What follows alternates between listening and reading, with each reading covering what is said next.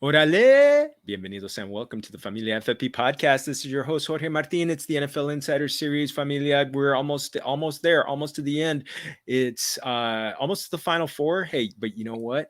If this is the first episode you're watching, Chiefs fans, there's lots of AFC West that you could check out. I've got an entire playlist just of NFL insiders like our invitado right here. Okay, they're giving you great information. Get in there, subscribe, please. Familia FFB on YouTube. Give us a like and subscribe. Drop a comment in there. I'm answering as many as I can. Our numbers are growing, and I'm so appreciative of everybody. Also, make sure you're getting to underdogfantasy.com. This is the season to be betting on to be drafting on underdog. You've got fantasy games all over the place. Lots and lots of different tournaments for football. Lots and lots of baseball baseball opportunities. There's going to be basketball, everything. I mean, you see plenty of basketball right behind our invitados shoulders.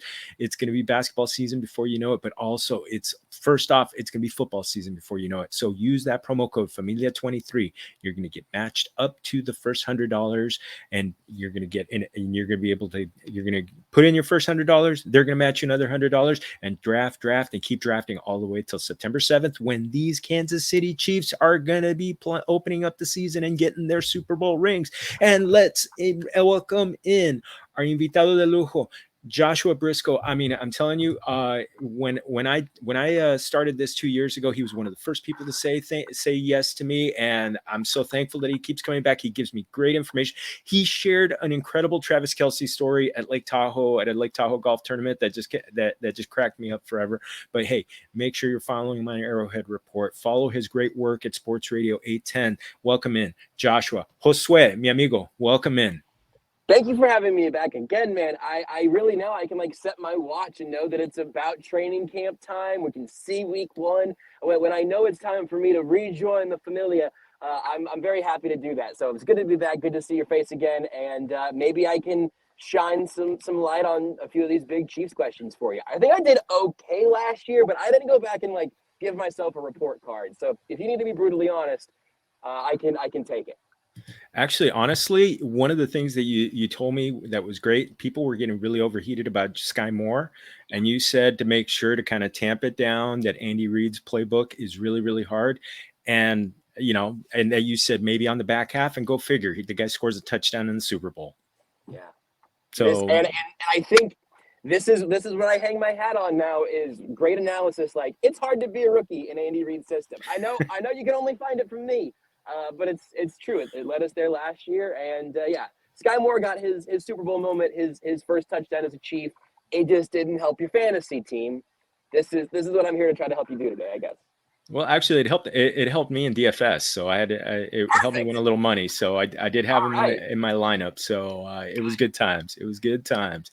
So yeah, I now have a little piggy bank to play this year coming up. So, mi amigo, well, one thing that you said last year, you knew that. Yeah, I mean, there were people who were saying Tyreek Hill was gonna take away, and you did tell me, don't worry about Mahomes. He's gonna be fine. He's going to be fine. That's why I'm calling him Mahomes El GOAT. I just took him number 1 overall in the Scott Fishbowl draft, where quarterbacks go at the front. I took him over Josh Allen. I took him over Jalen Hurts. Took him over Joe Burrow.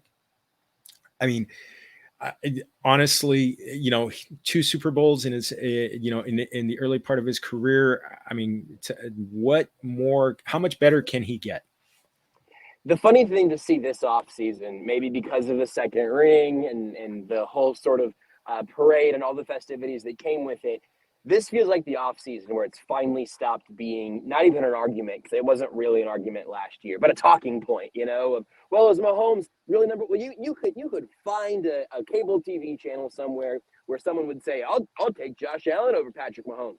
And now that has been so thoroughly beaten away from the discourse appropriately, because Mahomes is obviously the best quarterback, best individual football player in this sport right now, anywhere in the world.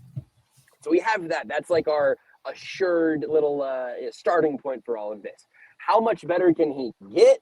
I love that question, because I don't know, and I'm at a point now where I really don't even know what it would look like. There are the clips now of him practicing the behind the back passes. That's kind of that's kind of an indulgence, I imagine. But I saw one tweet that was like, okay, but now imagine him hitting a pass in the flat behind his back when his eyes are over here looking downfield, flips one behind his back, and being a defender there would really stink. But beyond that, for him, it's really funny because these are the things that young quarterbacks work on. But it's kind of come full circle. Mahomes is working on his mechanics. He's working on his footwork. He's working on getting even more familiar with even more of what NFL defenses will show you. It's full circle because usually you work on your mechanics and then you try to figure out how you can branch out and then what you do to become a great quarterback, once you become a good one. Well, Mahomes is the best quarterback I've ever seen with my own eyes. And so he's at a point now where it's like, okay, well, I guess I can work on the margins. I can make my career even more sustainable. It's a ridiculous thing for me to say. I understand how it's going to sound when I say this, but again, he's the greatest football player currently walking this earth. I think he will ultimately be regarded as the best football player to ever play this sport. And there will probably be some other evolution for him. I don't know what it's going to be, though, because there's not really anyone who has come before him to follow in this path. So for Mahomes, I think the only thing he can really do for his legacy is to just keep winning. And that appears to be part of the goal at this point. The interesting part is, and the Charles Barkley jersey behind you kind of reminds me of something. Michael Jordan had a point where it was just like it almost became boring to give him the MVP every year. Yes. Charles Barkley came up, had an incredible year in the early 90s. Jordan had the same year he had the year before, and they gave the MVP to Barkley. Later on, they did it with Karl Malone. It's crazy to say the guy's not even his 30th birthday, and Mahomes he looks like he's at that point. I mean, to me, the thing that's really incredible is he lost the one of the best receivers in the NFL. None of the other receivers, other than the guy we're going to talk about next, got anywhere close to 1,000 yards. And yet he still put up 5,000 yards and 40 touchdowns. And I mean, it's to me, and I do remember you pointed that out. It's like he's going to be fine. He's still going to have his numbers because he's still got Andy Reid. Is how much and that how important is that relationship right now? Even losing Eric Bieniemy, by the way.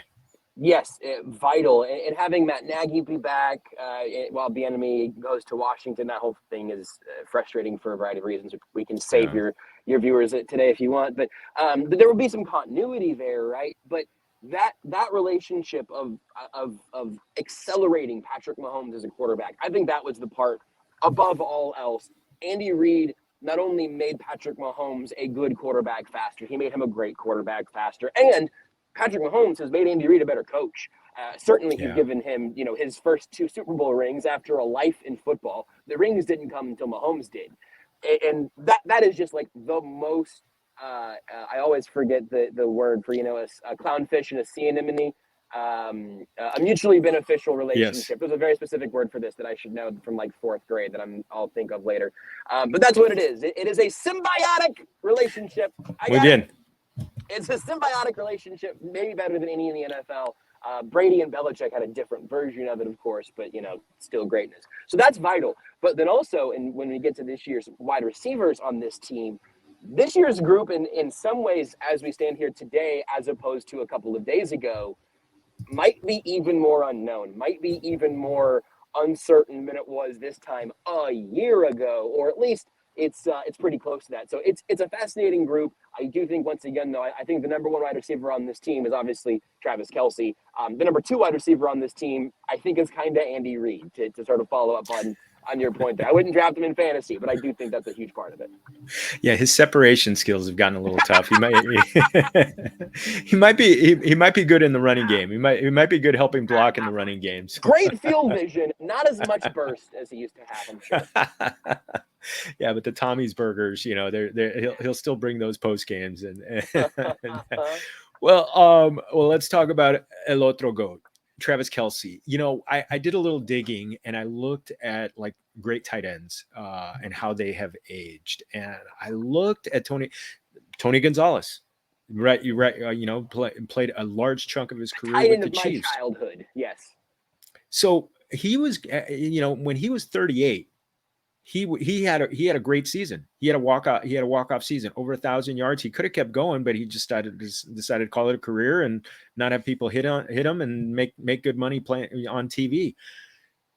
I'm looking at Travis Kelce. He's 34, and it didn't. There are some people who are saying they're kind of like looking at little details and saying, oh, he's slipping here and there. I'm like, the dude's still catching over 100 balls a year and getting 1,200 and 12 touchdowns. Can we just pretty much write that down for him again this year? Yep. Okay, next player. Yes. I joke because it is actually that simple. You can say, all right, tight end in his 30s, football's a violent game. What if he gets hurt? What if there's a serious injury? Well, if there's a serious injury, it would happen, and it would be the first one he had suffered since his first year in the NFL. And he just hasn't gotten hurt that way. He's gotten banged up, but he takes great care of his body. Will there eventually be some form of decline? Yeah, but here's the crazy part. The parts of the decline that we are all looking for started like 3 years ago, and his game has not declined. He's not as fast as he used to be. He is not as quick, as explosive, as straight away. That Travis Kelce had breakaway speed, like for a tight end, I guess, but he had legit speed in his arsenal for the position he plays. Now he just moves in slow motion, and then there's a 3-yard hula hoop around him at all times where there's never a defender. I don't know how you defend that, because he makes your job as a defender so completely impossible. Partially because he's reading and occasionally doing a little improv, but really what I think it mostly is him reading defenses, and not only him knowing how to read a defense, the leverage, the tiny, tiny, tiny little things that can show you what a defense is going to do in response to what they think you're doing. He's reading it for himself, but he also is reading it through Andy Reid's eyes. He knows what he's supposed to be looking for Andy Reid. He's reading it through Patrick Mahomes' eyes. He knows how Mahomes is reading the defense.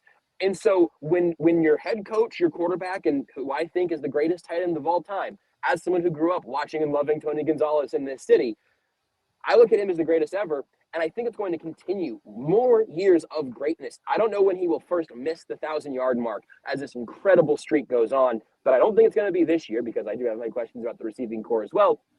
But he just lives in space. It's really unbelievable that I think ultimately makes it harder to understand what you're seeing with Travis Kelce, because logically it doesn't quite add up. But then when you watch it, you would say, well, that's a guy that you wouldn't even say he's got 5 years left. You wouldn't think about the end for a player who looked like Travis Kelce did last season. So I've just stopped worrying about it, honestly. That day may come. Maybe we'll be here to see it. Maybe we won't. But I'm not going to foresee the future of Travis Kelce anytime soon. No, I look at him and it's just like he's automatic. And interesting. I was talking about the fantasy draft / tournament. Over 3,000 people are playing in this thing, all broken up in different leagues. I picked him number one. I picked Mahomes number one. Travis Kelce went number two, because the scoring was really skewed to try and make Kelce to be a potentially the first overall pick, and I just couldn't do it, but I could see it, and he's gonna. I mean, yeah, he's just like we did at the beginning. Yep, 100 catches, 1,200 yards, maybe 10 to 12 touchdowns. Yep, let's move on. Lather, rinse, repeat. Yeah, I don't see any. I don't see any decline in his production. But you're right. You pointed out everything. But one of the guys, and I've been kind of like. This has been one of the guys I've probably been excited about for 6 months now, since he scored a touchdown, 5 months since he scored a touchdown in the Super Bowl. You mentioned last year how hard it is for rookies to adapt to Andy Reid's playbook. Skyy Moore definitely struggled. He was fielding punts. That didn't really work. Wasn't on the field completely, but the other thing I've heard, and this has been separately, once on New Heights, Mahomes and Kelce talking about Skyy Moore's work ethic, and another time I heard Mahomes, I think it was Super Bowl week, talking about Skyy Moore's work ethic.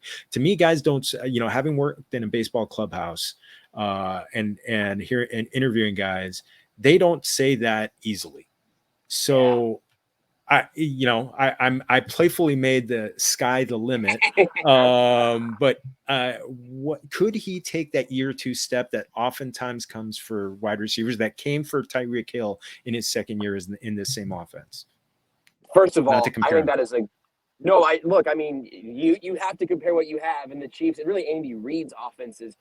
You Yeah. have relatively few highly drafted receivers to look from, even going back to the Philadelphia days. First thing, I think that's a great ear by you on the work ethic thing and noting that of all the platitudes that might show up in press conferences, and my goodness, there are many. Many of the words you will hear in a press conference are completely useless by the end of the day. But you're not going to have all-time greats like Mahomes and Kelce, as early as it is for Mahomes at least. All-time greats are not going to go call some lazy teammate a great worker. It would be a crazy waste of breath. So that is, I think, interesting and noteworthy in an encouraging way. My actual thoughts on Skyy Moore, though, are different than they would have been 48 hours ago when we were recording this. Kadarius Toney, I don't know if you want to talk about him more later. I don't think we can talk about Skyy Moore without talking about Toney now, because man, you have the floor. I'd rather have the Sky. I have so much love for Kadarius Toney on the football field. I was so excited this whole offseason of what it's going to look like for him to have a full training camp, a notoriously difficult Andy Reid training camp in the heat of St. Joseph, Missouri. I was really excited for all of that. And then fielding punts before the first full team practice began, he tears up his knee. Andy Reid said in his update on Wednesday, I think he said there's something with a meniscus. He's now had surgery on that knee. I think it was Wednesday morning. And now it sounds like getting back for week 1 is going to be the goal, if not a stretch.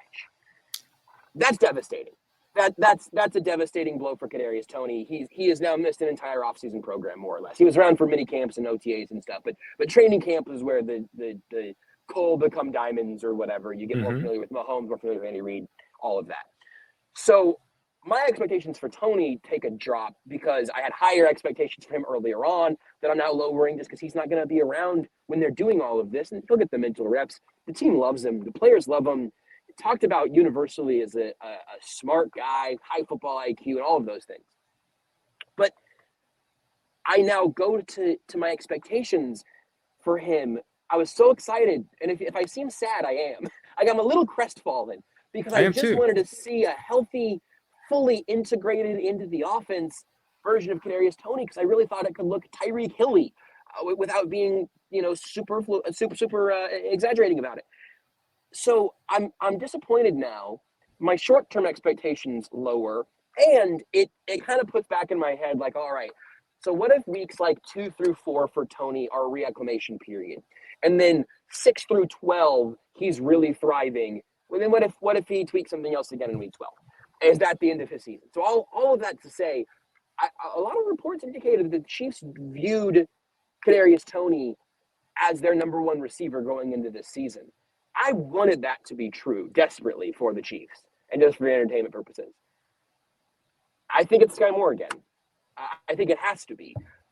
I don't know how it's going to work, but I think Skyy Moore is going to be asked not to be Tyreek Hill or to be Kadarius Toney, but to be a lot of what Juju Smith-Schuster was last year, and to be that for years to come. There are some long-term health concerns for Juju that I think played some part into them not bringing him back and matching what the Patriots gave him. But he was really valuable in this offense, kind of under the radar, probably under the radar from a fantasy standpoint also, being Juju last season. But even around here, he was a part of the offense. But it's Mahomes, Reid, Kelce. That's your big 3. This year, Skyy Moore is going to be asked to do a lot. There is a lot of pressure on him to be ready for this moment.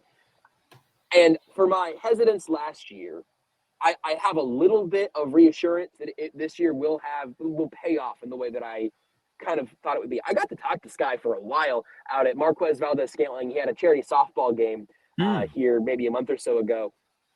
And we got to sit down with a handful of the guys for a while, just a really good chat.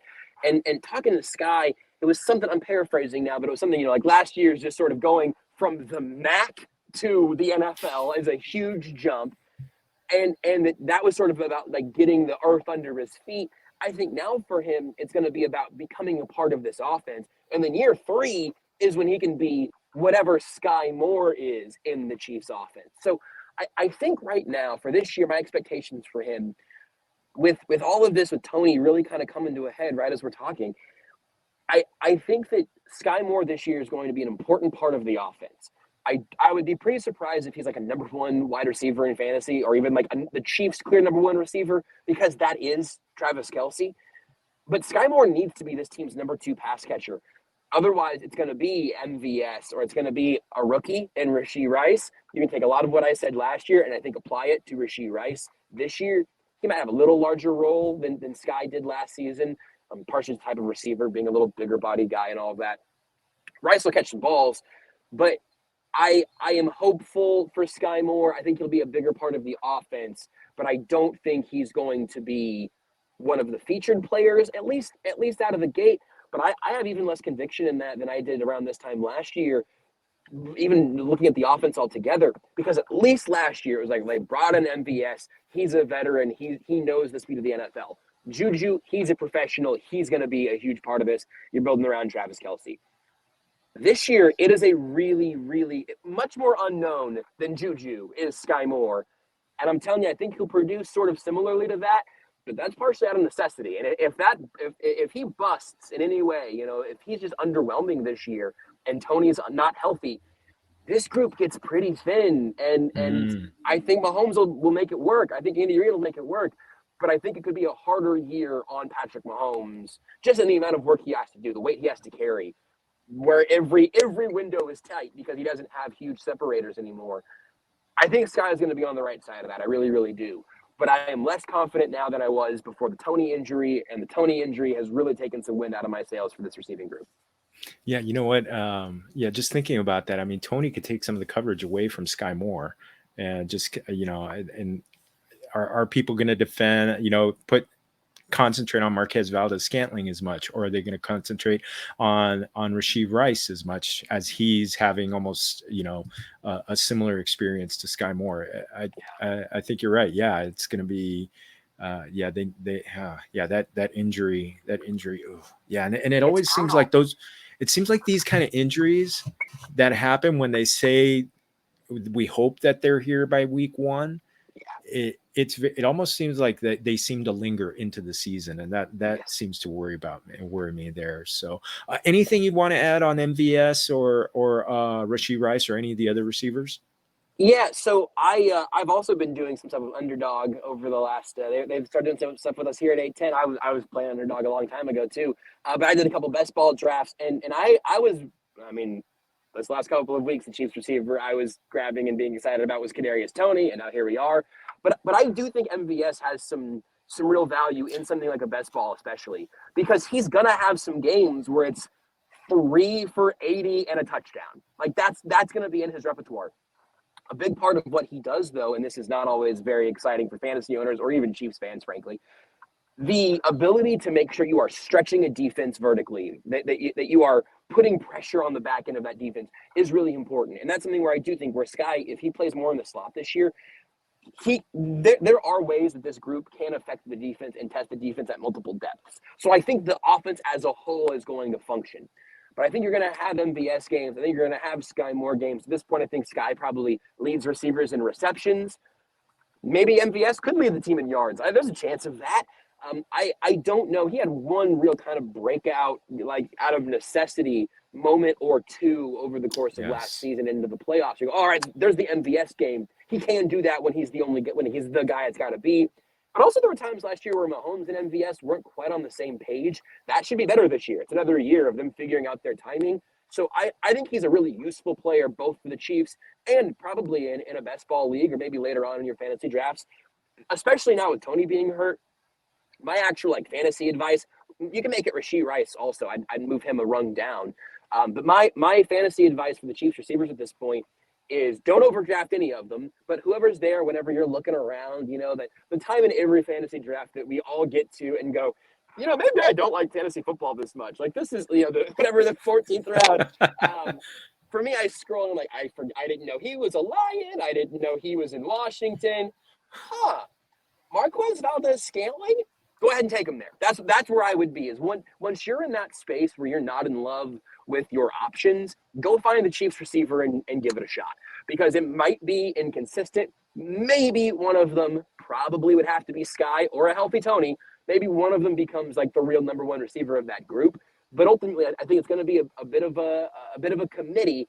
And from a fantasy perspective, yeah, take your shots and let's see, because there is real unknown. The good news is we do know who's throwing those guys the football, and that seems valuable to me.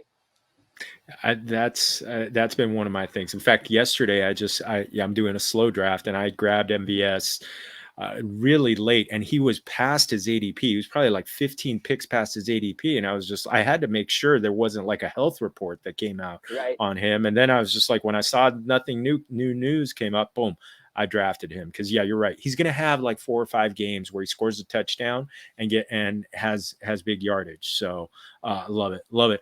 Okay, running backs. I did make this, Pacheco and McKinnon running back duo, but there's still that first round pick, Clyde Edwards-Helaire, who's still on the roster. Can you break down the running backs for me, how they're going to look? Jorge, we're going 4 deep. All right, you ready for me? We're going 4 running backs deep. You got to know all 4 of these. Isiah Pacheco, coming off offseason surgery. He's the guy. I think he got a couple of reps in 7-on-7s today. He's been wearing a yellow quarterback non-contact jersey up through today. I would be surprised if you've seen, one of his things was his labrum in his shoulder. Other thing was with his hand. He doesn't need contact. That dude lives for contact. He'll be good. He's RB1 for sure. But Jerick McKinnon, you're also going to see his workload managed because he is respectfully an old man. He's an old man who's been banged up a lot over his career, and he is a delight, both in the press conferences, we heard him talk today, and also just on this team in this offense. A vital role in the Chiefs offense as a guy who is the closest thing to a wide receiver out of the backfield you're reasonably going to get, who is also a Secret Service agent protecting Patrick Mahomes. One of the best pass-blocking running backs in football. He has a role on this team. But the other 2 guys, you mentioned Clyde Edwards-Helaire, first-round pick in the 2020 draft, much to my chagrin at the time. Now here we are. He was a healthy scratch in the Super Bowl. He wasn't there for the Chiefs' Super Bowl parade. He had prior commitments. And I don't think he was there for the ring ceremony back a month or so ago when they got the Super Bowl rings. He has talked to the media in the time since. He had one offseason presser. He's handled it like a pro up at the podium. You can understand how he'd be frustrated and how difficult it would be, because he played pretty well. He was a real part of the offense, got hurt, got healthy, didn't make it back onto the field, didn't have a jersey for the Super Bowl. So again, it's been a tumultuous stretch for him. Health has been a problem. Burst has been a problem. Top line speed has been a problem. He's just not the guy. I mean, he's not who the Chiefs hoped they were drafting at the end of the first round back in the 2020 draft. I also, as someone who hated that pick at the time, partially because of running backs and their value there, and partially because I just didn't see it from him, I didn't like the pick then at all. I do think he has a spot on this roster now, though. It's a position that gets banged up constantly. He does know the offense. He's a very replaceable back, but he is a functional one. So I don't get the feeling that the Chiefs are just repulsed by him and that they're desperately looking for an excuse to cut him. Maybe a conditional late-round draft pick, he gets a change of scenery somewhere else. That's on the table because, drumroll please, let me tell you about this year's Isiah Pacheco, undrafted free agent, Deneric Prince. Deneric Prince is the guy who has gotten the Pacheco comps physically, with his violence. He's shown good hands already. They haven't even put pads on as we're talking here now. Deneric Prince, Louis Riddick tweeted about him, which is how you know the Chiefs love him, because the Chiefs talk to Lou and Riddick tweets it out. Like that was the Pacheco and Mahomes, and he's been on that train for a while. I want people to know, though, we were talking about it before Louis Riddick tweeted it out and told the world, and we here in the Familia, we will know first before the rest of the world knows. I don't know if it's going to do anything for you this year, but if Pacheco were to miss significant time, I would go pick up Deneric Prince, maybe before I pick up Jerick McKinnon. He probably should be on the roster anyway. But I think Prince is certainly dynasty relevant. And as the season rolls on, running backs get banged up. I think the Chiefs have a great stable of running backs. And to just go ahead and repeat a point I made many times before, during, and after the 2020 draft, they have a great stable of running backs with a 7th-round draft pick, an undrafted free agent rookie, and an old man who was on the scrap heap a year ago who has been so valuable for this team. And those, I think, are the three biggest names, with Clyde being a guy who could have a role this year, but I wouldn't draft him anywhere.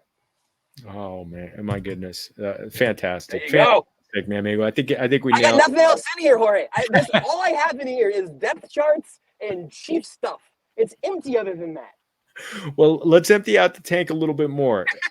Offensive line, got to replace Orlando Brown. You still got. We just talked about the Prince, but we got to protect the King.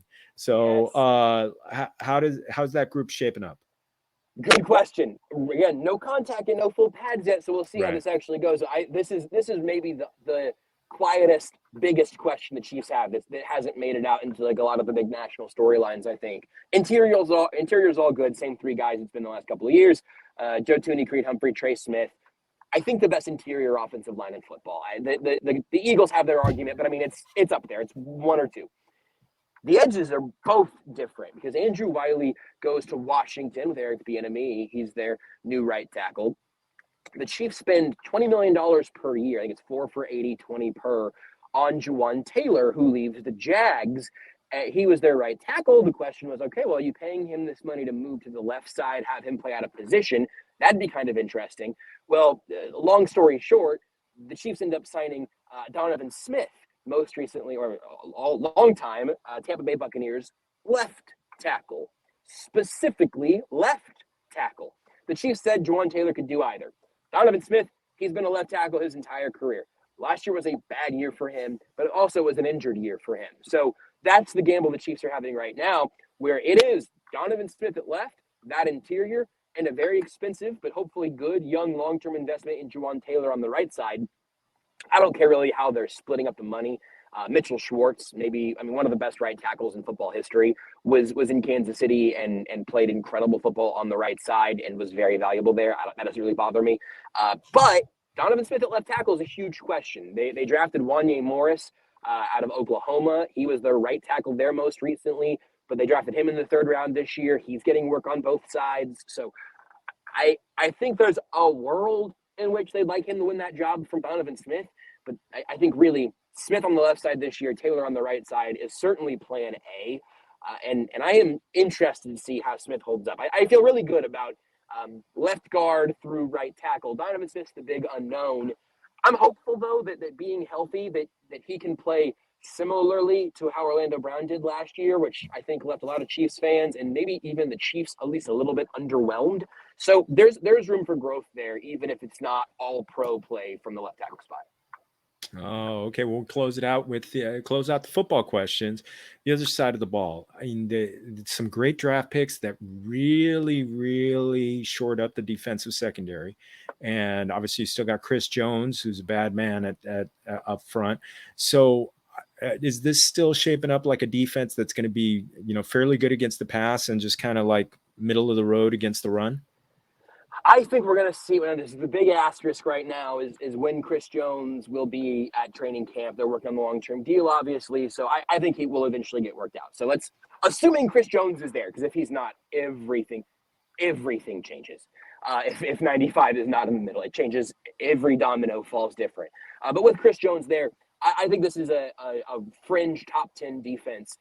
And with room to even be a click above that.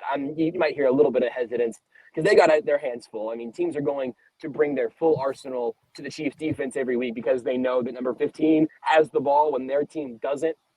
But I think with Chris Jones in particular, a great back half of the year for George Karlaftis, the first-round defensive end they took last year. They had another first-round defensive end, Felix Anudike-Uzomah from Kansas State. They fleshed out that group a little bit. They lose Frank Clark. They could bring back Carlos Dunlap. No word on that yet. I think that front line is in pretty good hands, although a little bit younger, which is generally an okay thing. The linebackers are gnarly on this team. They added Drew Tranquill from the Chargers.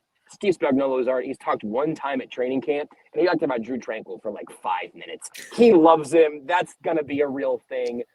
So I think the linebacker group's fascinating. It'll be interesting to see if they do anything a little bit schematically differently. Maybe they stay with 3 linebackers on the field a little bit more often so they can use Nick Bolton, Willie Gay, and Drew Tranquil. They drafted Leo Chanel last year. Whole bunch of linebackers that are fascinating to me. And then, yes, that secondary, even younger. I mean, I guess maybe not technically, but now Brian Cook is going to start next to Justin Reed as opposed to Juan Thornhill. He's a Brown now. It's a lot of moving parts in the like starting lineup when you look at it that way. But really, the crazy thing is because, as you mentioned last year, all those draft picks that went into that secondary in particular, there's actually a tremendous amount of consistency, especially from where the Chiefs ended last year, to where I think we're going to see jumps from Trent McDuffie, Jalen Watson, Joshua Williams, Brian Cook. That's 3 corners and a safety for you playing along at home. It's a fabulous group that I think will continue to take strides. It's just very, very important that Chris Jones is there to start everything up front. Oh, he'll be there.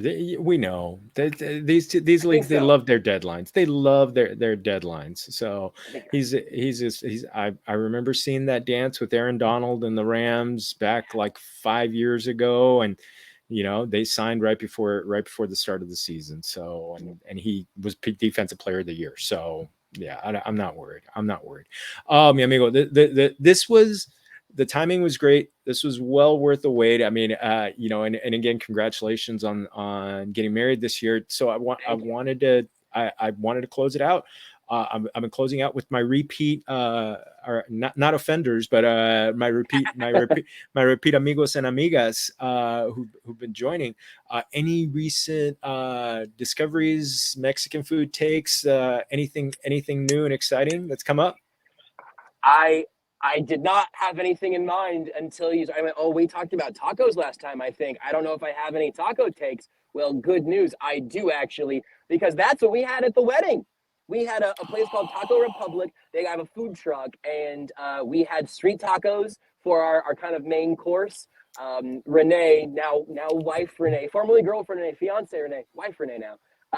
She had setups with a pretzel spot around here, did soft pretzels and cotton candy and snow cones, some sort of carnival types of food. That was the carnival hour, as we called it, and in addition to the cocktails of the cocktail hour.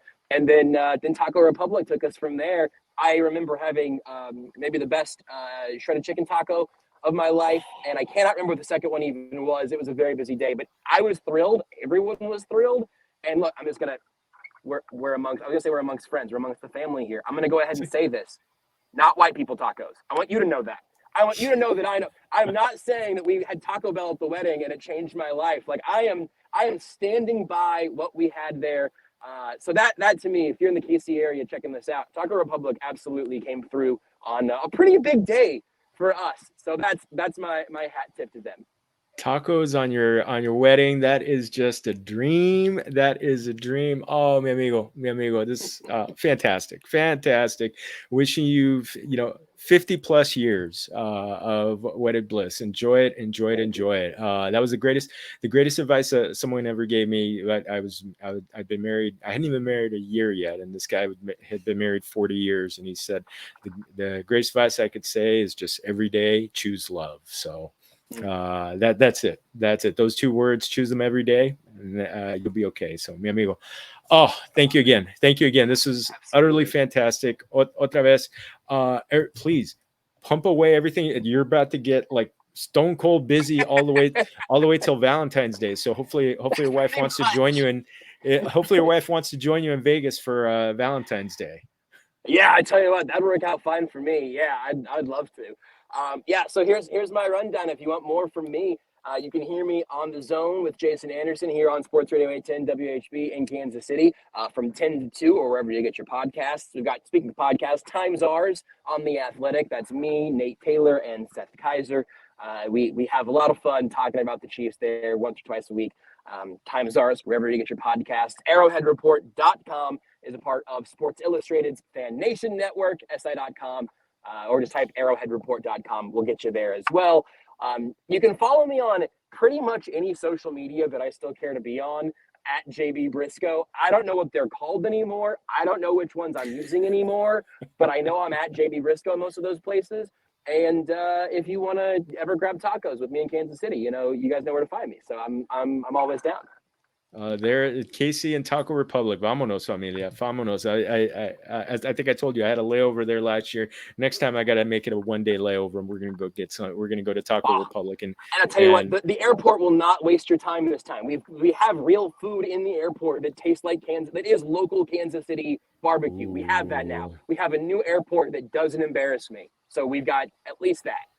Oh, fantastic, mi amigo. This has been un gran placer. This has been utterly fantastic.